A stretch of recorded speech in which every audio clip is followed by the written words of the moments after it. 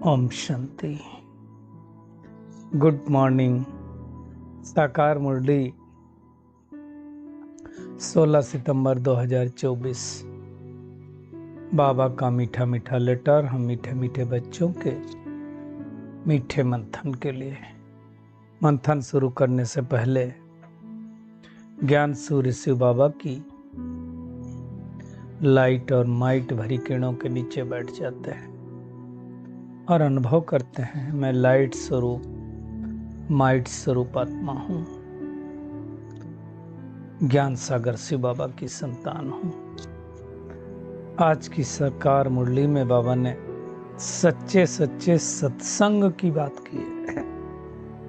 क्योंकि दुनिया में बहुत सारे सत्संग होते हैं, लेकिन ये सत्संग कौन सा है उसके बारे में बाबा ने डिफाइन किया है।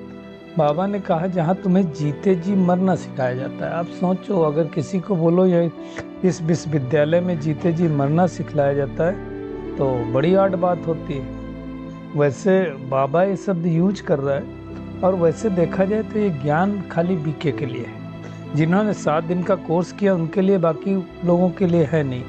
जैसे आज दुनिया में, खासकर भारत में एक संस्था मशहूर है, आर्ट ऑफ लिविंग।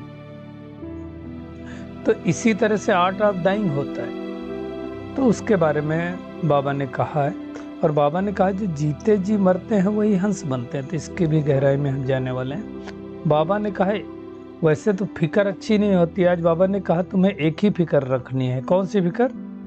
कि विनाश के पहले संपन्न बनना है। कैसे बनेंगे तो वो हम देखेंगे। और बाबा ने कहा तुम्हें मनुष्य को देवता बनाने की हॉबी होना चाहिए। आजकल पूछते हैं ना लोगों को हॉबी के बारे में, तो वो भी देखेंगे। बाबा ने आज एक बात तो ये कही कि दुनिया में मनुष्य न तो जिसकी पूजा करते हैं उसकी बायोग्राफी को जानते हैं कि वो क्या करके गए, और न भगवान की बायोग्राफी को जानते हैं। सिर्फ मुख से कह देते हैं टिक्कर भीतर में है, कण कण में है, तो वो भी नहीं जानते बाबा ने। बाबा ने आज एक बहुत अच्छी चीज रिवील की है कि दुनिया में जितने भी धर्म हैं, बड़े बड़े धर्म, हर एक निराकार को ही मानते हैं। साकार की पूजा कम लोग करते हैं। तो उसके बारे में बाबा ने भी कहा है, समझाया है। आज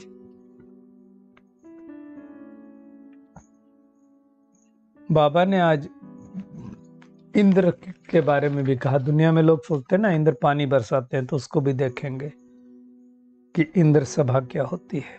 ऐसे 2 दिन पहले भी आया था। बाबा ने कहा ये पढ़ाई है, कोई अच्छी रीत से पढ़ते फिर कोई कम पढ़ता है। अब तो पढ़ाई को भी हम देखेंगे। बाबा ने एक चीज रिवील किया है। देखो ये साकार मुरली है, कितनी पहले की है, कि लास्ट में बहुत सारे कॉलेज हो जाएंगे, विदेश में भी खुलते जाएंगे, बहुत आकर पढ़ाई पढ़ेंगे। अब सोचो उस टाइम में कहा था तब विदेश में तो कोई सेंटर नहीं था, आज कितने सेंटर हो गए। आज बाबा ने लंका के बारे में भी कहा कि ये सारी सृष्टि ही लंका है। सोमनाथ मंदिर की भी बात आई है, लायक ना लायक की भी बात आई है, तो उसको भी हम देखेंगे। Last to first, first to last, उसके बारे में भी बाबा ने कहा है। आज महावीरनी की भी बात आई है, किसको कहेंगे उसको हम देखेंगे। आज बाबा ने कहा जो गटर में पड़े हैं उनको निकालो। गटर में पड़े ना किसको बोलेंगे, उसके बारे में भी देखेंगे। और आज बहुत अच्छी बात बाबा ने कही, श्री कृष्ण हुआ नेक्स्ट टू गॉड, इसलिए तो इतना कंफ्यूजन सारी सृष्टि पर हुआ है। बाबा ने कहा जो बच्चे बहुत मजबूत होंगे वो जैसे जिन, जिन की भी बात आई है। तो जिन किसको कहा जाएगा उसके बारे में भी हम देखेंगे। गंभीरता का गुण अगर किसी के अंदर होगा तो फुल मार्क्स जमा कर पाएगा, और वो गंभीरता का देवी या देवता बन सकता है। और बाबा ने कहा अगर बिंदु रूप में स्थित हो जाओ तो सब समस्या अपने आप खत्म हो जाएंगे। तो ये आज की पूरी मुरली है। शुरुआत करते हैं सत्संग पे। सत्संग, सत माने क्या होता है? सच्चा। तो दुनिया में जो संग होते हैं, संग का ही रंग लगता है, लेकिन सत्संग कितने होते हैं? हर सत्संग क्या सच्चा होता है? नहीं। ये एक संग ऐसा है जहां पर आर्ट ऑफ डाइंग सिखाया जाता है। कहते हैं एक बहन है तो उसको आर्ट ऑफ, ज्ञान में चलती आर्ट ऑफ लिविंग वाले ने किसी ने कहा जो उसको फॉलो करते थे कि यहाँ पर तो आर्ट ऑफ लिविंग सिखाया जाता है, आपके यहाँ क्या सिखाया जाता है? तो बोला यहाँ आर्ट ऑफ डाइंग सिखाया जाता है। आप सोचो, संसार में भी 3 चीजें बहुत ही इंपॉर्टेंट होती हैं। एक जन्म लेना, दूसरा शादी और तीसरा मृत्यु। आप देखो, हर कोई जन्म की भी तैयारी करता है, शादी की भी तैयारी करता है, लेकिन मृत्यु की तैयारी कोई नहीं करता है। और भगवान आर्ट ऑफ डाइंग सिखाता है।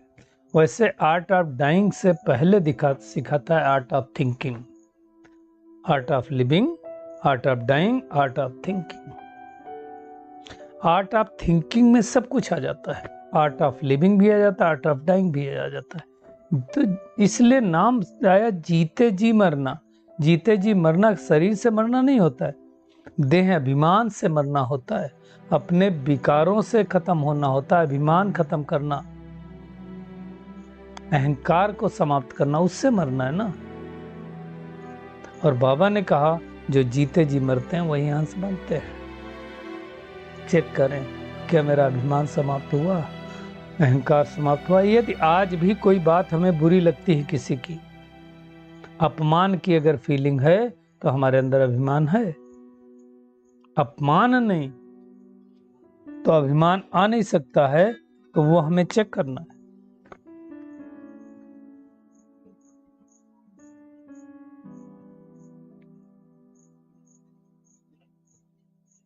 तो वो हमें देखना है। बाबा ने कहा तुम्हें भी कौन सी फिक्रात होनी चाहिए दुनिया में? वैसे तो फिक्रात तो किसी को पसंद नहीं होती है ना। फिक्र कौन सी अच्छी बात है? तो बाबा ने कहा तुम्हें ये फिक्र होनी चाहिए कि हमें विनाश के पहले संपन्न संपूर्ण बन जाना है। कौन संपन्न संपूर्ण बनेगा? जो ज्ञान और योग में मजबूत होते जाते हैं। और मुख्य बात बाबा ने कही, उनको हॉबी होगी। कौन सी हॉबी होगी? मनुष्य को देवता बनाने की हॉबी। आजकल लोग पूछते हैं, खास करके प्रोफेशनल जो इंटरव्यू होते हैं, आप राइट योर हॉबी, आपकी हॉबी क्या है?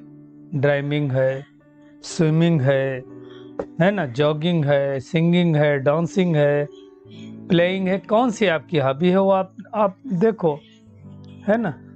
तो मनुष्य देवता बनाने की हॉबी, बड़ा अच्छा लगा मुझे। ये हॉबी है तो होनी चाहिए। मुझे तो है भाई, आप सबको भी होनी चाहिए कि सब देवता बन जाए। वैसे मैंने पाया है कि बाबा के मेजॉरिटी बच्चे, उनको ये हॉबी होती ही है, मनुष्य देवता बनाने की सेवा करते ही करते हैं। बाबा ने कहा वो बगैर सर्विस के रह नहीं सकते, जिन्न की तरह भागते रहेंगे। अब सर्विस भी कई तरह की होती है, स्थूल सेवा भी होती है, वाचा सेवा भी होती है, मनसा सेवा भी होती है। अब फोकस करना है हमें मनसा सेवा पर ज्यादा। तो बाबा ने कहा सर्विस के साथ साथ स्वयं को भी संपन्न बनाने की चिंता रहेगी। ऐसा नहीं हो सकता कि सर्विस करें तो हम खुद को संपन्न बनाने के लिए, खुद का श्रृंगार करने के लिए भूल जाएं। ऐसा नहीं करना है। स्वयं को भी वैसे तो चिंता रखने के लिए मना करता है बाबा, लेकिन संपूर्ण बनाने की फिक्र जिसको कहते हैं, पूर्णा जिसको कहते हैं, वो रहना चाहिए। बाबा ने कहा तुम शूद्र थे, अब क्या बन गए? अब ब्राह्मण बन गए हो। प्रजापिता ब्रह्मा है तो ब्रह्मा की संतान तो ब्राह्मण ही हुए ना। तो भगवान आकर के हमें ये बातें समझाता है। बाबा कहता है जिनकी तुम पूजा करते थे, फेथ रखते थे ना उसमें, लेकिन जब पूजा करते थे तो क्या हम जानते थे कौन है? नहीं ना। कब आए, क्या किया? मान लो लक्ष्मी नारायण की कोई पूजा करता है, उसके बारे में नहीं जानता है। हाँ, बायोग्राफी नेहरू की जानते हैं, गांधी की जानते हैं, लेकिन जिसकी भक्ति करते उसको तो जानो। तो नहीं जानते, ना परमात्मा को भी नहीं जानते। आप सोचो,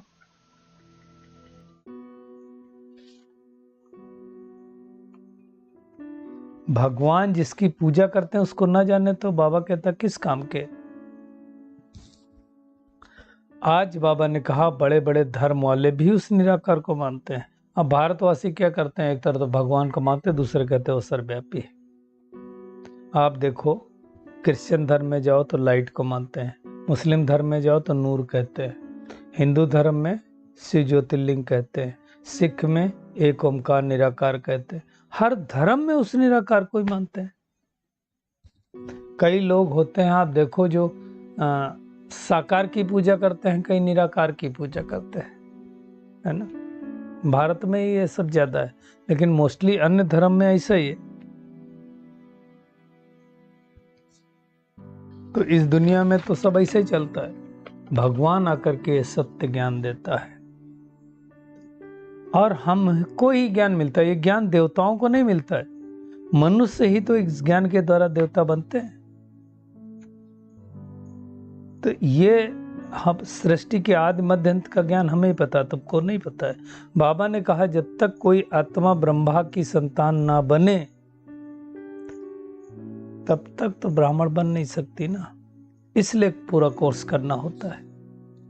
बाबा ने कहा ब्राह्मण की सभा में भी नहीं जा सकते, जिसको इंद्र सभा कहते हैं। फिर दुनिया में लोग सोचते हैं इंद्र देवता पानी बरसाओ, जब ज्यादा पानी होता तो कहते हैं इंद्र देवता पानी बंद करो। अब वास्तव में इंद्र सभा लगती मधुबन में, जो थोड़े दिन पहले आया था, और बाबा कहता है इस इंद्र सभा के द्वारा तुम परी ज्यादा बनते हो। पाउडर आदि लगा करके सुंदर बनने की बात नहीं। उस दिन भी बाबा ने कहा था क्रीम पाउडर से लगा करके क्या होगा। अब एक किसी ने भेजा था कि यह सुनाया था कि क्रीम पाउडर लगा के गए और अगर पसीना आ गया तो क्या होगा, तो लाइनें बन जाती हैं जेबरा की तरह। तो मुझे बड़ी हंसी आई उस भाई की ये बात सुन करके। तो हमें नेचुरल श्रृंगार करना है। उस दिन जो बाबा ने कहा हमें आर्टिफिशियल के श्रृंगार की जरूरत नहीं, जो देवी होता है नेचुरली होते हैं। तो बाबा कहता तुम्हें नशा रहना चाहिए कि हम कैसे क्या बनना है ना। और बनाने वाला कौन, वो परमात्मा जो सदा प्योर है, सदा खूबसूरत है। बाबा ने कहा यह है पढ़ाई, और नंबर वार पुरुषार्थ अनुसार पढ़ाई पढ़।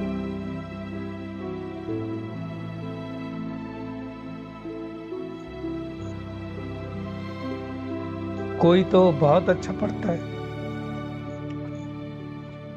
पढ़ करके आप दुनिया में भी देखो, कोई आईएएस बनता है, कोई आईपीएस बनता है, कोई इंजीनियर, कोई डॉक्टर, और कोई चपरासी भी बनता है।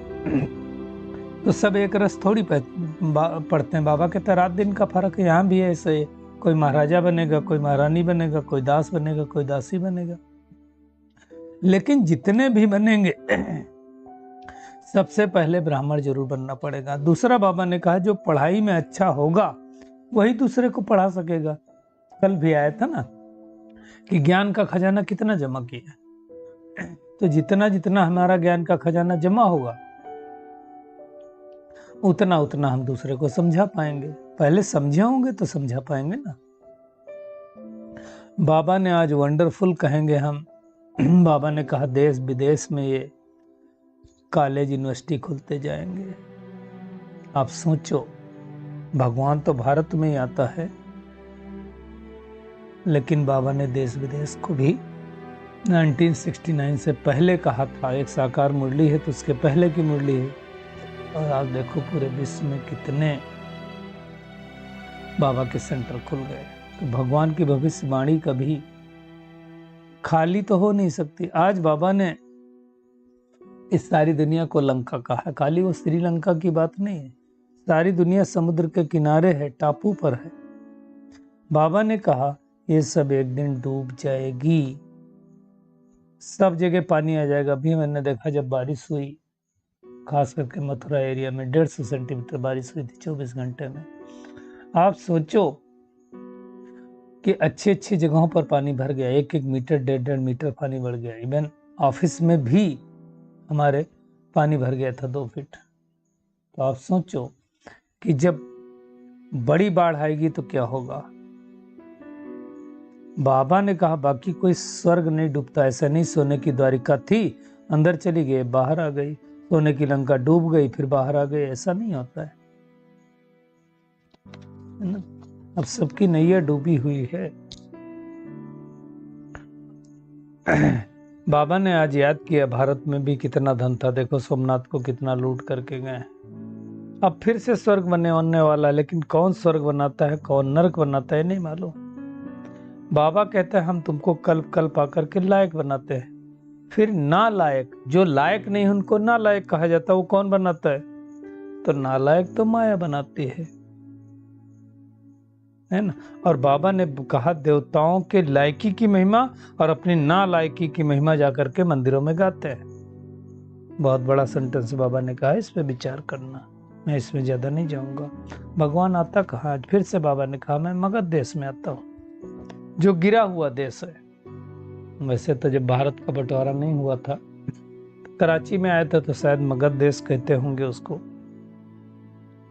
जिसको आजकल पाकिस्तान बोलते हैं। वैसे तो पाक का मतलब पवित्र होता है, लेकिन ठीक है ना। तो भगवान कहता है कि जो बहुत गिरा हुआ देश है, बहुत पतित है, खान पान भी गंदा है, तो ऐसी जगहों पर बाबा आता है। पतित तन में आता है, सोचो पतित दुनिया में आता है। बाबा ने कहा यही 84 जन्म लेते हैं, लास्ट सो फर्स्ट, फिर फर्स्ट सो लास्ट होते हैं, यही ब्रह्मा बाबा। तो उनके साथ बहुत सारी आत्माएं होती हैं। बाबा ने कहा कई तो ज्ञान लेते लेते फिर गिर पड़ते हैं, तो वर्षा भी समाप्त हो जाता है। मतलब हंस बने हैं तो हंस बदल करके बगुला बन जाते हैं, लेकिन फिर भी बाबा रहमदिल है तो समझाते रहते हैं। कोई चढ़ जाता है, कोई नहीं चढ़ पाता है ना। और जो चढ़ जाते हैं, जो स्थिर रहते हैं, उनको ही कहते हैं महावीर हनुमान।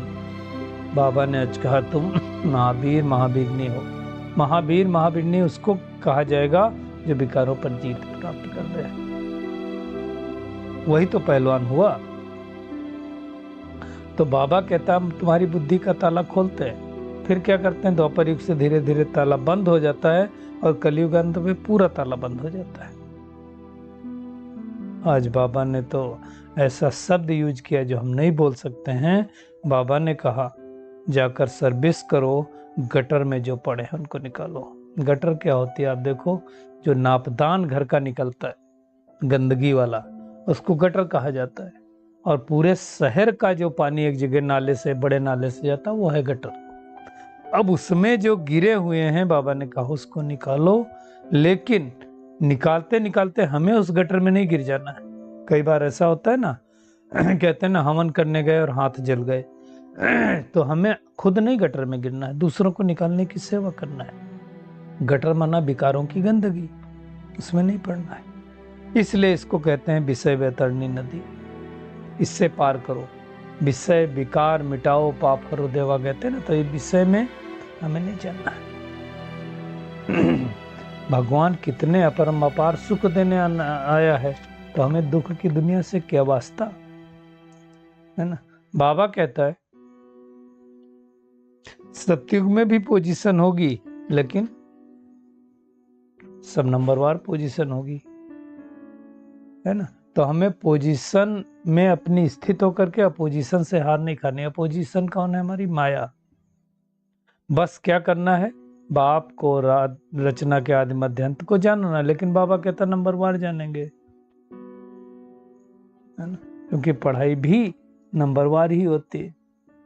बाबा ने कहा यह टेंशन रहना चाहिए कि पढ़ाई हमारी एक रोज भी मिस ना हो। कई लोग बड़े आराम से मिस कर देते हैं। अब मुरली मिस होने का कोई चांस है क्या?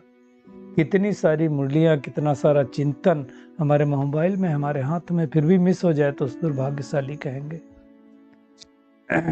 एक रोज भी नहीं मिस होना चाहिए। गॉड फादर आकर के पढ़ाता है तो नशा होना चाहिए। अब दुनिया में क्या हुआ, लेकिन उस गॉड फादर के आगे भगवान वाच क्या लिख दिया, श्री कृष्ण भगवान वाच, तो गड़बड़ हो गया। क्यों लिख दिया? क्योंकि श्री कृष्ण तो नेक्स्ट टू गॉड है और वो दिखता है, शिव बाबा दिखता नहीं, इसलिए लिख दिया। तो अब बातें ये समझ में आई। बाबा ने कहा तुम जितना ज्ञान योग में मजबूत होते जाओगे ना, तो तुम ऐसे काम करेंगे जैसे जिन्न क्या करता है? कहते हैं कि एक पंडित जी थे, शॉर्ट में बताता हूँ, तो वो बड़ा परेशान थे, गरीबी थी, तो उनको एक अलादीन का चिराग मिल गया जिसको उन्होंने घिसा तो जिन्न पैदा हुआ। अब जिन्न की खासियतें थी, उसने कहा जो हुक्म करोगे वो करेंगे, लेकिन अगर काम नहीं बताओगे तो हम तुमको खा जाएंगे। तो पंडित जी बड़ा परेशान, जो भी काम बताए वो फटाफट करके 2 मिनट में आ जाए। तो उसने कहा कि एक काम करो, एक सीढ़ी लगा दिया और कहा तुम इस पे उतरो चढ़ो। तो जब कोई काम होता था तो बुला लेते थे, बाकी समय उसको उतरना चढ़ना बताते थे। तो बाबा ने कहा जिन्न का मतलब यह है कि तुमको मनुष्य से देवता बनाने की आदत हो जानी चाहिए। कब करनी है आदत? अब भी करनी है, और शरीर छोड़ने से पहले। पीछे तो लड़ाई लगेगी, नेचुरल क्लाइमेटीज होगी तो कुछ नहीं कर पाएंगे। आज के वरदान पे आते हैं। बाबा ने कहा गंभीरता का गुण, गंभीरता का गुण बहुत अच्छा होता है। गंभीरता के गुण के हिसाब से मार्क्स जमा कर सकते हैं। मम्मा बहुत ज्यादा गंभीर थी, तो बाबा ने कहा फुल मार्क्स जमा करने वाले गंभीरता की देवी, गंभीरता के देवता भव। तो सारा दिन ये अभ्यास करना, मैं गंभीरता का देवता हूँ, गंभीरता की देवी हूँ। क्योंकि इस समय गंभीरता की बहुत आवश्यकता। बहुत लोग बोलते रहते हैं, आदत हो गई, जो आता है वो बोल देते हैं। किसी ने अच्छा काम किया तो बोल दिया, किसी ने कोई अच्छा काम किया और बोल दिया, तो बाबा कहता आधा खत्म हो जाता, गा दिया मैंने बड़ा अच्छा काम किया, बड़ी अच्छी सेवा की, बड़ी अच्छी सेवा की। आधा ही जमा होता है, और जो गंभीर होता है उसका फुल जमा होता है। इसका एक एग्जाम्पल है, दादी जानकी और मम्मा। तो दादी जानकी पुणे में थी और मम्मा गई हुई थी पुणे में। तो कुछ सेवा, मम्मा आई तो कुछ सेवा तो होगी। सेवा करके आई तो दादी जानकी ने कहा मम्मा आज बहुत अच्छी सेवा हुई। मम्मा ने तुरंत कहा तो गृहस्थी हो गई जानकी। अरे सेवा की तो इसमें तुम्हारी क्या विशेषता है भाई? बाबा ने सेवा कराई ना, इसलिए बाबा ने आज का बोल दिया तो आधा खत्म हो गया। हमें वो नहीं करना है, गुप्त सेवा करनी है, गानी नहीं है, बजानी नहीं है। इसलिए अब बहुत सोच समझ करके सेवा का ऐड भी करना है ना। बाबा ने कहा आधा ही जमा होता है, और जो गंभीर होता है उसका फुल जमा होता है। अब सोचो किसी का आधा जमा हो, हाँ? किसी को 50 रुपए जमा हो रोज, किसी के बैंक में जमा हो 100, तो कितना अंतर हो जाएगा? 50 जमा वाले के 600 हुए, 100 जमा वाले के 1200 हो गए, तो 50% का फर्क आएगा। और ये पीरियड ऑफ टाइम कितना फर्क आ जाएगा। इसलिए गंभीरता की देवी देवता बन करके हमें फुल मार्क्स लेनी है, हमें हाफ मार्क्स नहीं लेनी है। गाना नहीं है हम कितनी सेवा करते हैं, जो सेवा करते हैं गुप्त रखो। स्लोगन में बाबा ने कहा बिंदु रूप में स्थित हो जाओ तो समस्याएं क्या होंगी, सेकंड में बिंदु लगा सकेंगे। हम सबको अब ये प्रैक्टिस करनी है बिंदु लगाने की। तो आज का होमवर्क क्या है? एक तो क्या करना है, हमें बगुले से हंस बनना है ना। और art of thinking, art of dying, art of living बाबा से सीखनी है। विनाश से पहले देवी देवता बनाने की सेवा करनी है, लास्ट तो फर्स्ट जाने का पुरुषार्थ करना है हमें। माया के तूफानों में हिलना नहीं है, अचल डोर बंद करके रहना है। लोगों की बुद्धि का ताला खोलने की सेवा करनी है, और ज्ञान स्नान करके हर रोज परिजादा परिजादी बनने हैं। मुरली कभी मिस नहीं करना है, नशे में रहना है कि हम भगवान के स्टूडेंट हैं। और गंभीरता का मैं देवता हूँ, मैं गंभीरता की देवी हूँ, ये बार बार अभ्यास करेंगे। अच्छा, शुक्रिया मीठे प्यारे बाप दादा, शुक्रिया आप सभी का इस मीठे मंथन के लिए। अच्छा, ओम शांति।